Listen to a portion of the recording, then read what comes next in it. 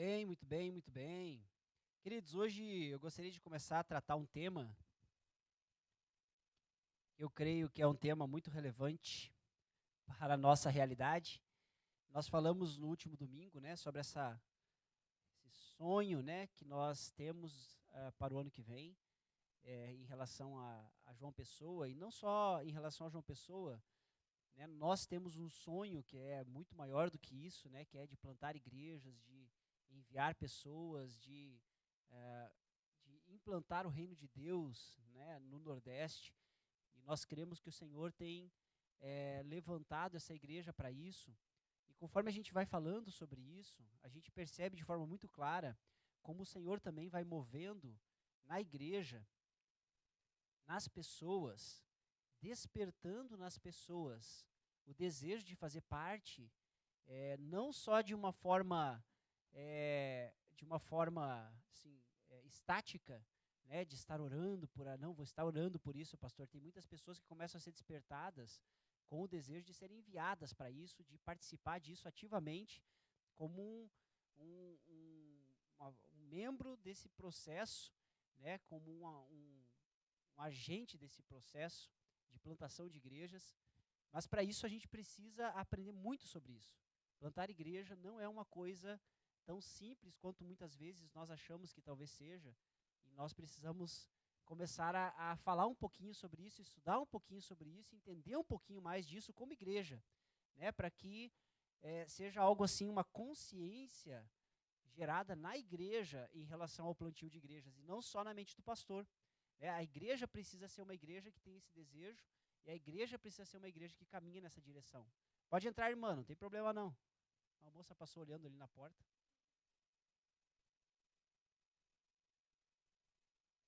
É verdade, ela passou olhando e disse assim, pode entrar, mas aí ela pegou e saiu correndo.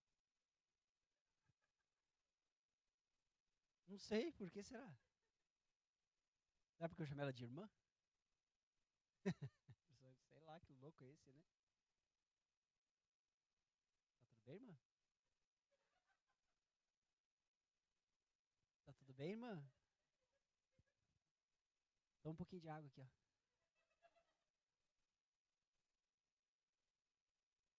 E para isso eu gostaria de estudar então um texto com vocês hoje, que está no livro de Romanos.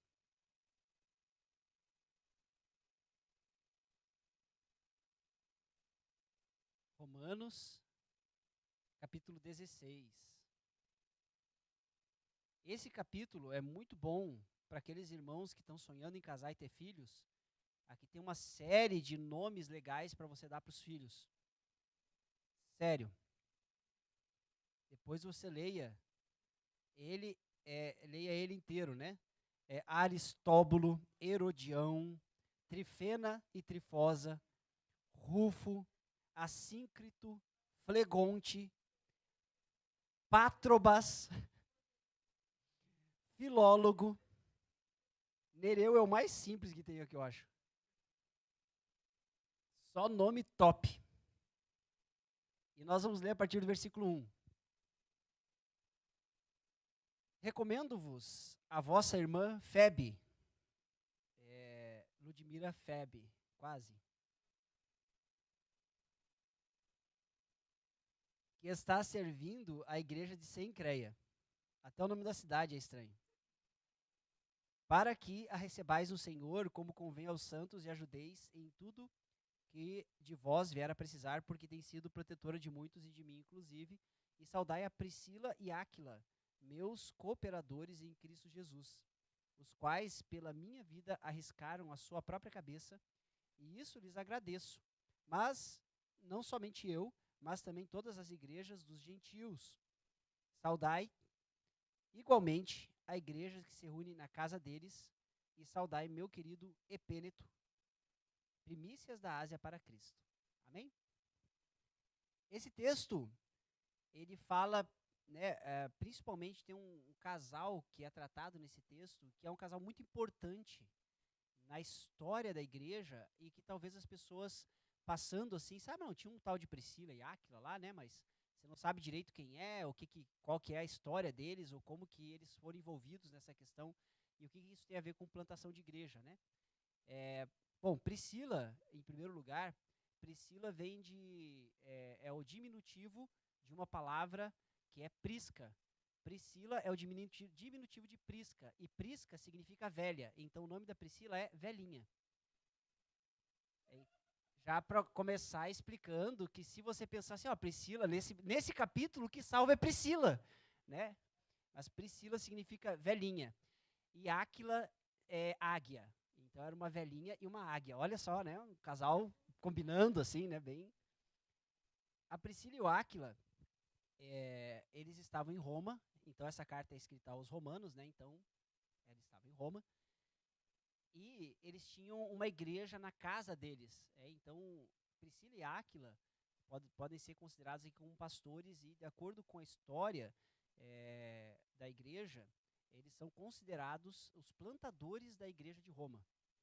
Você sabe que Roma foi uma das únicas igrejas aqui dessa época que não teve o dedo de Paulo, né, diretamente. Paulo teve em Corinto, teve em Éfeso, em Colossos, não sei o quê. Em Roma, não, ele mandou a carta para os romanos porque ele, na verdade, não participou dessa plantação diretamente. Ele participou indiretamente. Por isso que a carta aos romanos, ela é uma carta bem completa no sentido do que tange o evangelho, porque como eles não esteve presente para poder ensinar em Roma, então ele fez uma carta muito completa e muito profunda para escrever para os romanos por conta disso. E aí ele escreve no finalzinho, né? Então, a saudai, né, o Priscila e a Áquila. Ou a Priscila e o Áquila, né? É melhor, né? E aí, a história deles, na verdade, ela está contada em Atos capítulo 18. Se você puder abrir em capítulo 18 de Atos.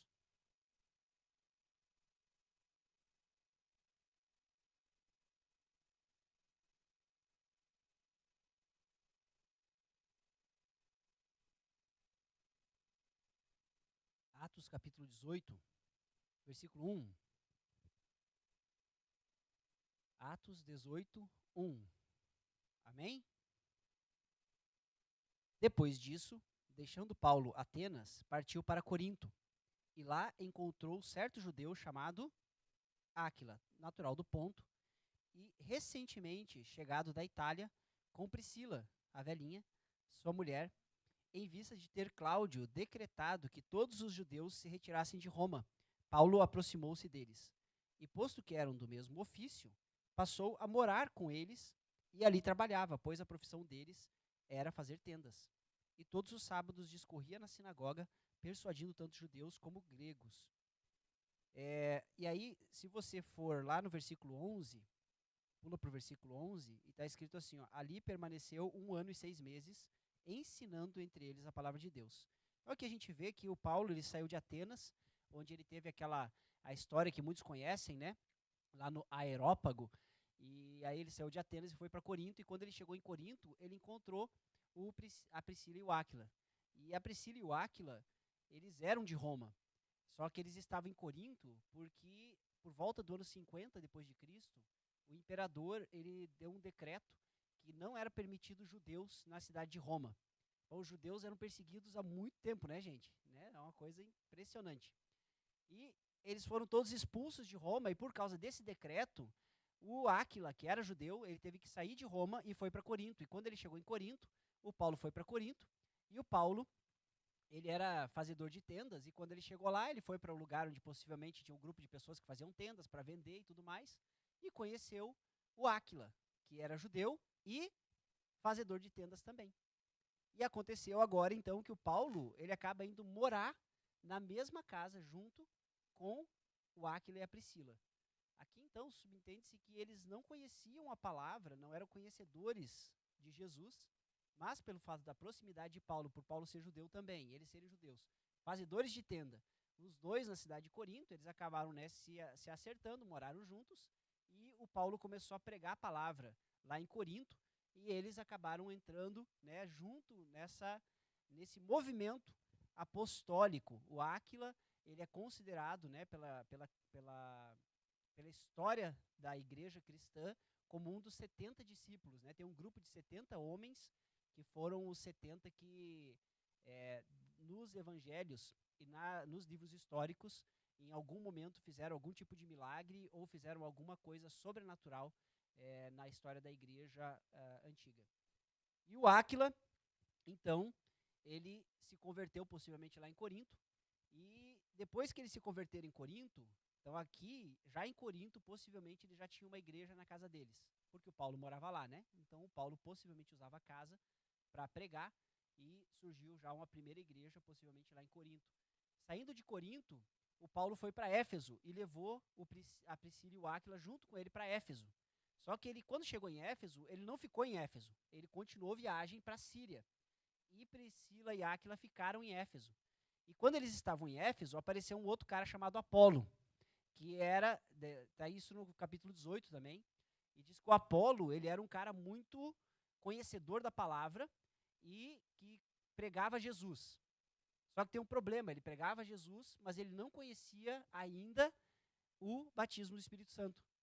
E aí ele começou a ensinar na sinagoga, e a Priscila e o Áquila perceberam que ele era um cara que estava, né, cheio de fogo, né? A palavra diz que ele era um cara cheio do Espírito, e só que ele não conhecia ainda, né? Não era cheio de Espírito, ele era fervoroso de Espírito, mas ele não conhecia o batismo do Espírito Santo ainda. E aí, enquanto ele falava, no versículo 26, fala assim, ó, que ele, pois, começou a falar ousadamente na sinagoga. Ouvindo, porém, Priscila e Áquila tomaram-no consigo e com mais exatidão lhe expuseram o caminho de Deus.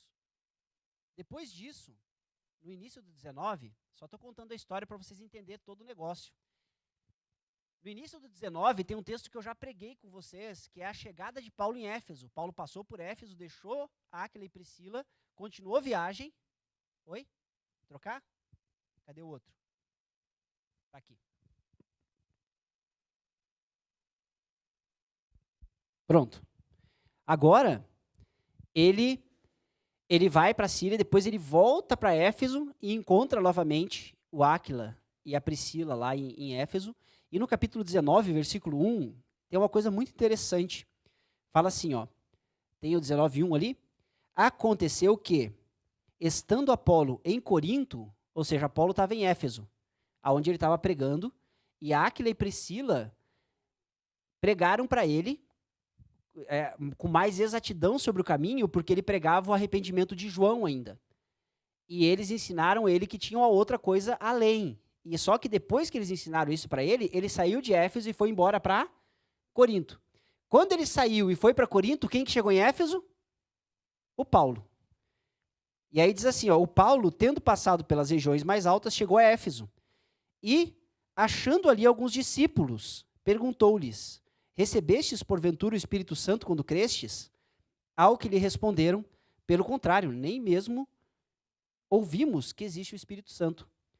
Existiam discípulos em Éfeso que não sabiam que existia o Espírito Santo, que foram batizados no batismo de João. De quem eram esses discípulos? Do Apolo.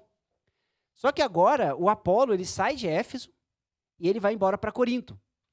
E se você olha lá em 1 Coríntios capítulo 2, o Paulo, ele fala assim, ó, eu plantei, quem que regou? Apolo regou. Por quê? Porque quem começou a igreja de Corinto? A gente acabou de ver que foi o Paulo, porque ele chegou lá com Áquila e Priscila, né? E aí depois ele saiu e foi para Éfeso, deixou Áquila e Priscila em Éfeso, continuou a viagem. Aí Apolo apareceu em Éfeso, Áquila e Priscila em Éfeso. Áquila e Priscila pregaram para ele sobre o Espírito Santo e ele foi para Corinto. Chegando em Corinto, ele deu continuidade no trabalho de plantação de igreja que Paulo, Áquila e Priscila tinham começado. De tal forma que dentro da igreja de Corinto, tinham pessoas que disputavam, dizendo assim, não, mas eu sou de Apolo. Por quê? Porque o Apolo era um cara top. E não só isso. A igreja de Corinto, no capítulo 1, 1 Coríntios, capítulo 1, o Paulo fala que a igreja de Corinto experimentou todos os dons espirituais. Sobre o pastoreio de quem? Do Apolo. O Apolo, ele foi impactado pela vida de quem? Áquila e Priscila. Porque, na verdade, ele nem chegou a conhecer o Paulo. Mas o contato que ele teve com Áquila e Priscila levou ele a ir para Corinto, dar continuidade no trabalho da igreja que o Paulo havia deixado, de tal forma que a igreja cresceu e se apaixonou pelo Apolo. E houve grande manifestação de dons e tudo mais. E o Paulo fala assim, gente, eu não sou nada, o Apolo não é nada, ele tenta até tirar fora o corpo, ele e o Apolo, tirar ele e o Apolo da jogada, para não causar confusão entre os irmãos. Por que eu tô... E aí você percebe essa mudança na vida do Apolo,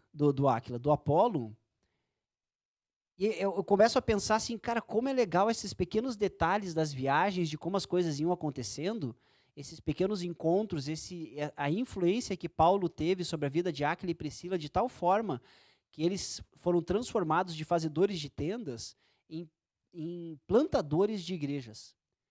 E depois que eles saíram de Corinto, eles foram para Éfeso, depois que saíram de Éfeso, eles voltaram para Roma, porque foi tirado o decreto que os judeus não podiam entrar em Roma, e eles voltaram para Roma. Por que eu sei que eles voltaram para Roma? Por causa da carta de Romanos. Porque Paulo escreve uma carta para eles, lá em Roma, porque eles já estavam novamente em Roma. Então, eles participaram da plantação da igreja em Corinto, participaram da plantação da igreja em Éfeso, e fizeram a plantação da igreja em Roma. E são duas pessoas que têm 5 versículos que falam sobre eles na Bíblia. Começava a falar de Jesus e as pessoas... Isso daqui, né? Deixa eu ver onde que é o negócio aqui, ó. Né? É assim que está, às vezes, o nosso foco em relação ao plantio de igreja. Por causa das muitas preocupações que não são preocupações do Senhor em relação à plantação de igreja.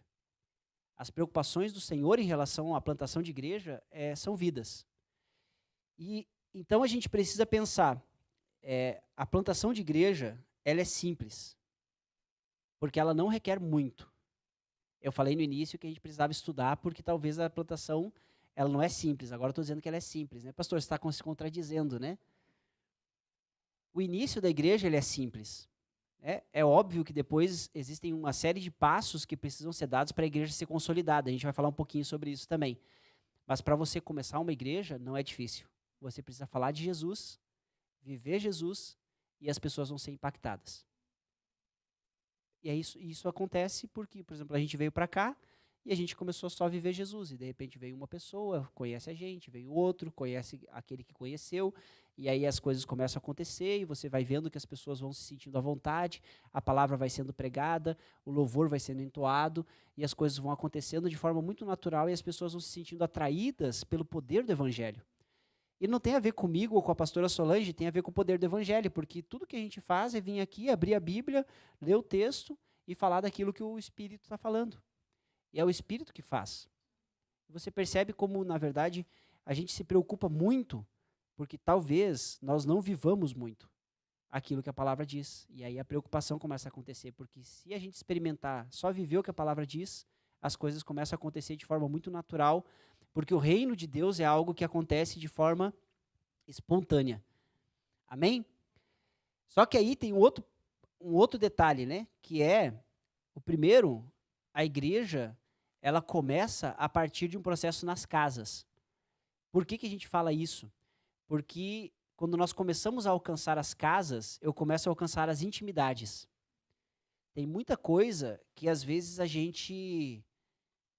É uma coisa muito interessante isso, né? Às vezes você pode conhecer uma pessoa por 1, 2, 3, 5 anos, mas nunca ter entrado na casa dela. Porque parece que quando você chega na casa, chega na porta e você não consegue quebrar aquela barreira de entrar da porta para dentro, porque parece que da porta para dentro você vai saber como aquela pessoa é em outro nível. Aqui no Brasil, a gente entende que o nível de intimidade mais alto que existe é quando você chega na casa de alguém e abre a geladeira.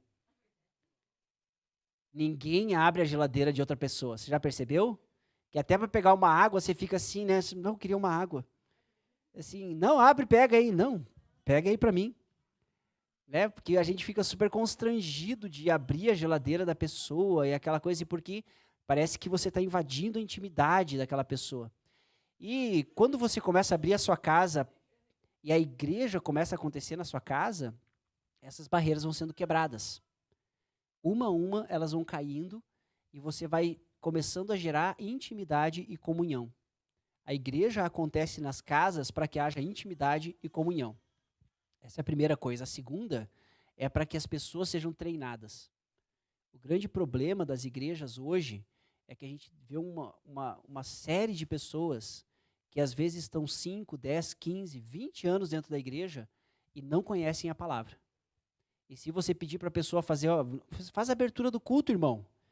E aí a pessoa fica assim, pá. E agora, né?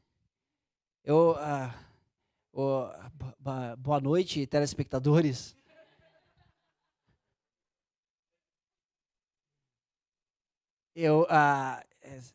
Abre a Bíblia comigo em 2 Fariseus. Fica tudo perdido, cara, não sabe. Todo aqui um irmãozinho do nosso seminário que foi convidado para pregar na igreja lá do centro. E o cara tava, rapaz, suando assim, a camisa dele grudava assim, ó. E ele chegou lá, por favor, abra aí a sua Bíblia no livro de Moisés, capítulo 5. Aí tu não ficou assim, né? Hã? Livro de Moisés, capítulo 5. Não existe livro de Moisés, irmão. Ah, é Êxodo, capítulo 5, que é a história de Moisés.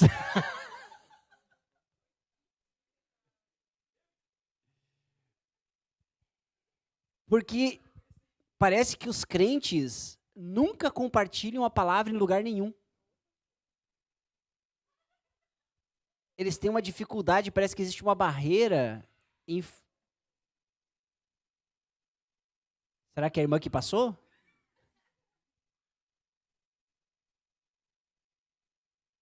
Está repreendido.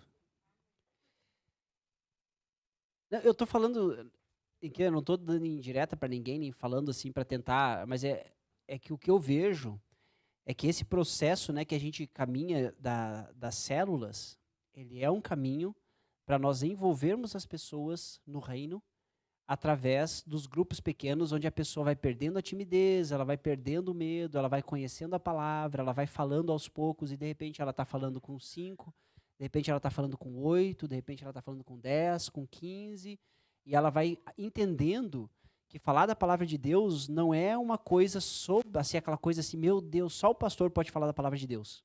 Porque o pastor estudou e aí ele pode. Todo mundo pode falar da palavra de Deus. Todo mundo. Só que as pessoas têm muito medo e nós precisamos quebrar esse medo. E um dos caminhos que quebram esse medo é quando a palavra de Deus vem para a nossa casa. Você imagina o Áquila e a Priscila, eles estavam ensinando o Apolo, que a Bíblia diz que é um cara que era um exímio expositor da palavra. Ele entrou na sinagoga e colocou os judeus no chinelo. Ele estava provando pela palavra que Jesus era o Senhor para os judeus da sinagoga, e os judeus estavam ali sem saber direito como lidar com o cara. Pensa o Apolo era o cara, era mestre. Ele sabia, né? Eu li um site que dizia que ele é considerado o pai da retórica bíblica, da forma que ele era considerado um excelente expositor da palavra. Aí você imagina o Apolo aqui pregando e tal, né, se expondo assim, porque vejam bem, caros irmãos judeus e aquela coisa toda, né? E aí quando ele termina, Áquila e Priscila, que eram fazedores de tendas, chamam ele, seu irmão, vem cá, senta aqui que a gente quer te ensinar uma coisa.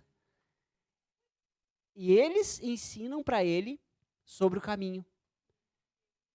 E ele se submete, e ele aprende, e ele começa a pregar aquilo que eles ensinaram. A pergunta é, como eles ensinaram? 1 ano e meio com Paulo dentro de casa. Meu Deus do céu, se eu fico 1 ano e meio com Paulo dentro de casa, eu também vou para o terceiro céu. Não, eu vou para o terceiro céu. Eu vou, com certeza. Chego lá no ascensorista, que é o botãozinho terceiro céu, por favor. Ninguém me segura, mano. O Áquila e a Priscila estavam com Paulo, a palavra era pregada dentro da casa deles, pelo Paulo, durante 1 ano e meio, de tal forma que quando Paulo decide ir embora, diz que o Paulo levou eles com ele, né? Eu acho que quando Paulo diz assim, gente, eu estou indo para Éfeso, tal, não, pode deixar que essa aí a gente está junto. A gente, não me inste para te deixar, onde quer que fores irei, né?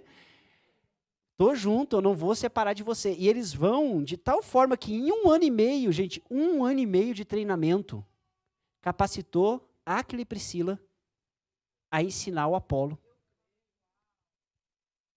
Cara, eu fico pensando assim, é um treinamento, é poderoso? É poderoso. 1 ano e meio de treinamento e eles estavam aptos a ensinar um mestre da palavra, que conhecia muito mais do que eles, mas não sabia de alguns detalhes que eles sabiam. E quando eles começam a ensinar, ele fala assim, rapaz, como que eu não sabia disso? E ele sai dali e ele vai para Corinto. Eu fico pensando assim, que ele já tinha ensinado, porque ele deixa os discípulos dele em Éfeso, e ele não conta isso para os discípulos dele. Você percebeu que quando Paulo chega em Éfeso, os discípulos que sabiam do batismo de João estavam lá ainda, sem saber do negócio? Parece que o Apolo fica sabendo do negócio. Rapaz, esse negócio é demais. Eu preciso contar isso para alguém. E ele abandona tudo em Éfeso e vai para Corinto, contar para o povo de lá. E quando Paulo chega, o Paulo ensina os discípulos de lá que existiu o Espírito Santo. 1 ano e meio de treinamento mudou a vida de Áquila e Priscila. Em 1 ano e meio de treinamento, eles se transformaram em plantadores de igreja poderosíssimos para plantar a igreja em Roma, que era a capital do mundo da época. É onde as coisas aconteciam, gente. Era o point, sabe? Era o Wall Street do momento. Era onde todas as novidades do império, tudo acontecia em Roma, o dinheiro rolava em Roma, sabe? Tudo acontecia em Roma. E eles vão para Roma e plantam uma igreja em Roma. E eu fico pensando assim, ó, olha só, gente.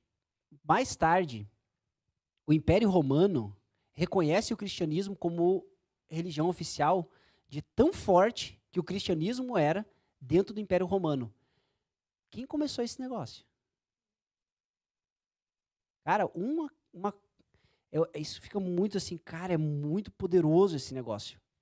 Sabe? Paulo vai morar com eles em Corinto, 1 ano e meio de treinamento, eles vão para Éfeso, plantam a igreja com Paulo junto em Éfeso, vão para Roma e começam um negócio que transformou o Império Romano. É muito poderoso. Através de plantação de igreja nas casas. Algo simples, porém extremamente poderoso, para gerar pessoas comprometidas, pessoas conhecedoras da palavra, pessoas que tenham compromisso e vínculo com a palavra e com a igreja. Porém, quando a gente fala então de plantação de igreja, a gente pensa em 3 pilares, ou seja, os estudiosos de plantação de igreja, eles falam que existem 3 pilares que precisam estar consolidados para que uma igreja seja considerada uma igreja plantada. Para dizer assim, ó, essa igreja aqui está plantada, está suave. Né? O primeiro pilar é que a igreja precisa ser autossustentada. Ou seja, ela não pode depender financeiramente de outra igreja. Ela tem que pagar suas contas. Basicamente é isso. Esse é o primeiro pilar. O segundo pilar para uma igreja plantada é que ela precisa ser autopropagante. Ela precisa ser uma igreja em condições de plantar outra igreja. Tem muita igreja que se considera igreja, mas nunca plantou outra igreja. Então ela não está dentro do pilar. Para você ser uma igreja, você precisa plantar outra. Esse é o princípio soberano. São os 3 pilares. Sem um dos pilares, né, o tripé, sem um pé do tripé, cai. Então, a igreja, ela precisa plantar outras igrejas. Uma igreja que não planta outras igrejas, ela deixa de ser igreja. E a terceira é que a igreja precisa ser autogovernada. Isso significa que ela precisa ter um corpo de líderes de tal forma que entendam a visão do seu pastor e que caminhem junto com o seu pastor, que se em algum momento o pastor disser, eu preciso ficar 6 meses fora porque eu vou fazer missão não sei aonde, e a igreja vai continuar do mesmo jeito que era, e vai funcionar tudo, e tudo vai continuar acontecendo exatamente do jeito que era, porque o corpo de líderes sabe exatamente o que o seu pastor faria em todas as situações. Igreja autogovernada, ela tem corpo de líderes que governa a igreja junto com o seu pastor. Esses são os 3 pilares para considerar uma igreja 100% plantada. E o tempo mínimo para que isso aconteça, historicamente, né, fizeram um estudo com uma série de igrejas e eles chegaram à conclusão de que o tempo mínimo para o pastor conseguir fazer isso é 5 anos. Em 5 anos, uma igreja assim, ó, um processo de plantação bem efetuado, a maioria passa de 5. 5 é o mínimo que alguém conseguiu. Em 5 anos, a igreja está autogovernada, autossustentada e autopropagante. Por que a gente sabe disso? Né? Porque a gente estuda plantação de igreja. E quando a gente estava no Mato Grosso do Sul, a gente chegou no Mato Grosso do Sul em janeiro de 2013. E nós saímos do Mato Grosso do Sul em janeiro de 2018. 5 anos. A igreja tinha um corpo de líderes, que ficou lá e até hoje é o mesmo corpo de líderes que governa a igreja, junto com um pastor que foi treinado na própria igreja. Então, ela era autogovernada. Ela é autopropagante, porque ela já tinha plantado uma igreja lá e está plantando a igreja aqui em Recife. Então, é autopropagante. E ela é autossustentada, porque ela se sustenta e ainda sustenta a obra aqui em Recife. Então, a gente, no Mato Grosso do Sul, plantamos uma igreja em 5 anos, autogovernada, autopropagante e autossustentada. Agora, qual é o nosso desafio? Nós estamos aqui há 2 anos e meio.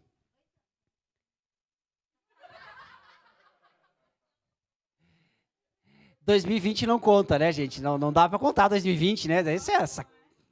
Não dá. Não tem como, né? Na verdade, até tinha que dar um crédito pelo 2020, né? Mantendo, né, essa mesma métrica, nós temos ainda 2 anos e meio daqui para frente para nós nos tornarmos autossustentáveis. Nós já somos autopropagantes, porque já vamos enviar um casal daqui para João Pessoa para plantar uma igreja. Ainda tem 1 ano, né? Tem 1 ano aos pés do Paulo, né? Mas a gente tem depois ainda que enviar eles, a gente ainda tem mais 1 ano e meio para talvez plantar mais uma ainda. De repente alguma coisa ainda surge daqui para lá. Mas o nosso desafio nos próximos 2 anos e meio é nos tornarmos autossustentáveis. É nós começarmos a cortar esse vínculo financeiro com o Mato Grosso do Sul para que a igreja aqui assuma completamente a responsabilidade financeira que é dela. E a terceira coisa, que é como eu quero encerrar, é que a nossa igreja precisa ser autogovernada. E isso significa que nós precisamos de homens e mulheres que assumam papéis de liderança, de célula, de ministérios, entendendo qual que é a nossa visão para a igreja, de forma que, se daqui 6 meses Deus nos chamar para ficar 6 meses na África, né, esse corpo de líderes lidere a igreja e a igreja continue funcionando 100% sem problema algum, de tal forma que eles saibam o que a gente faria em cada situação. Ah, não, o pastor Juarez faria assim. E aí eles vão caminhar dentro daquilo que nós ensinamos e daquilo que nós vivemos como igreja. E para isso, nós temos uma atitude prática que nós queremos fazer. Deixa eu melhorar aqui o negócio.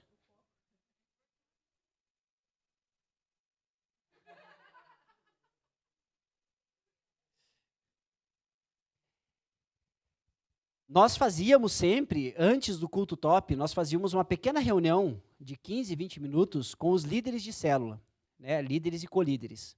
Só que agora já faz quase 1 ano que a gente deixou de fazer essa reunião, mas nós precisamos voltar a fazer reuniões com os líderes de célula e futuramente com os colíderes também, para através dessas reuniões, essas reuniões elas são chaves nesse processo de treinamento, para dizermos o que nós esperamos para a igreja e para que os líderes comecem a entender qual que é a visão da igreja e para onde nós estamos indo, e para que nós comecemos a ter uma unidade no corpo de líderes. E também para surgirem os líderes. Porque se a gente só vai tocando a igreja, né, de repente tem um monte de líder, mas a gente nunca chama para perto, nunca mostra o caminho, ou nunca diz, ó, você faz parte de um corpo de líderes, né, para que a pessoa possa se comportar como tal. Então, para isso, nós vamos começar a fazer... Cadê? Tem a foto aí? Então, joga a foto. 1, 2, 3 e...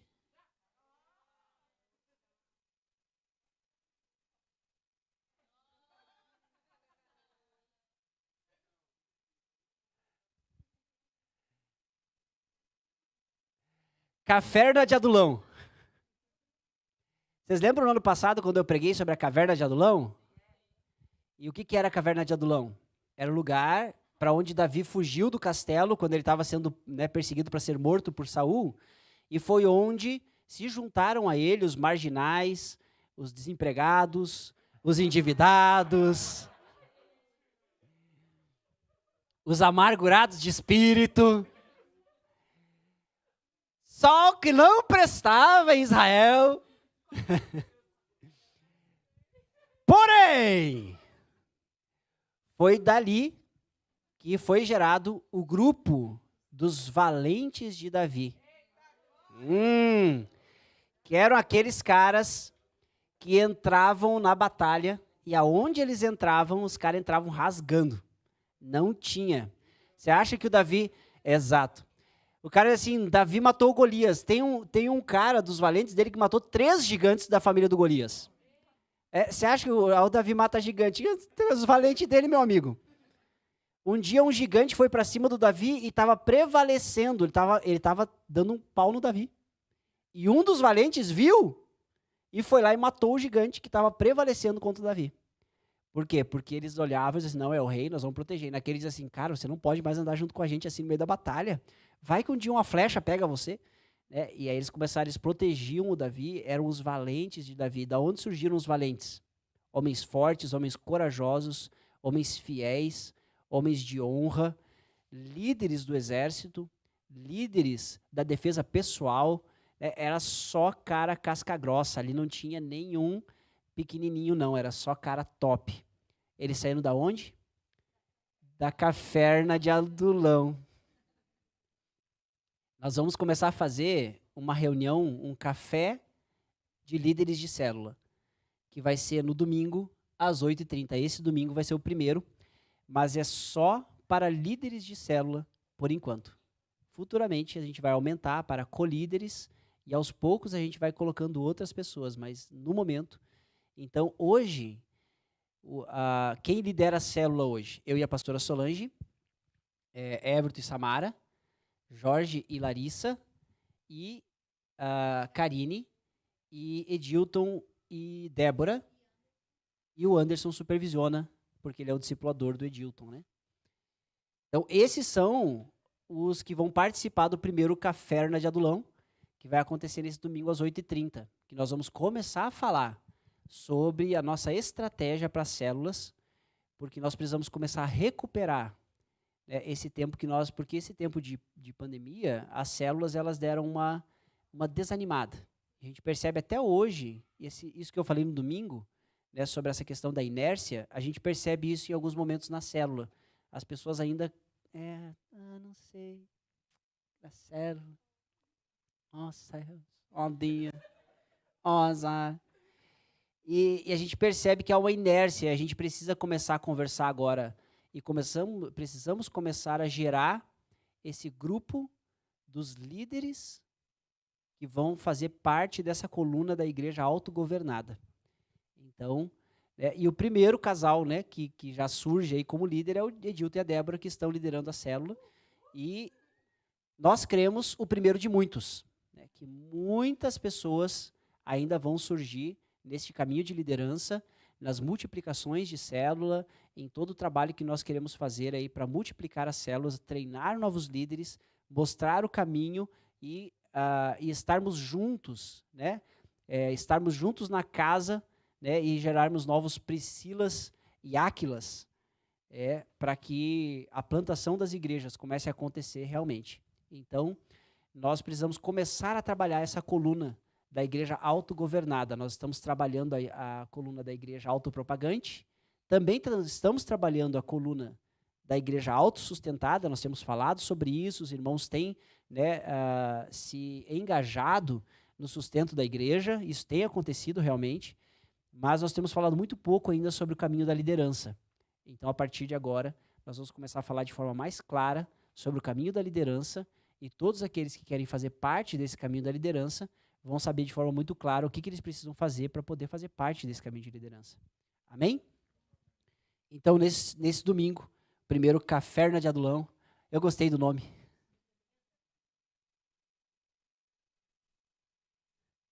Amém? Vamos ficar de pé então e vamos orar?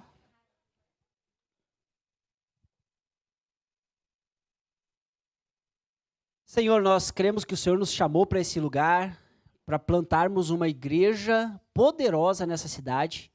E não só nessa cidade, Pai, nós cremos que o Senhor vai nos levar até o sertão. Pai, o meu desejo, o desejo do meu coração, eu creio, Deus, que parece bem aos olhos do Teu Espírito, assim como parece bem aos meus olhos, que nós tenhamos igrejas do sertão nordestino. E, Pai, o meu coração chora quando eu vejo a situação do Nordeste, do sertão nordestino, das pessoas com tantas necessidades, Pai. E sabendo, Deus, que a Tua palavra pode fazer transformação na vida dessas pessoas. E que nós podemos começar a treinar, Senhor Jesus, homens e mulheres sertanejos, para serem pastores de vidas. Pai, nos ajuda neste caminho.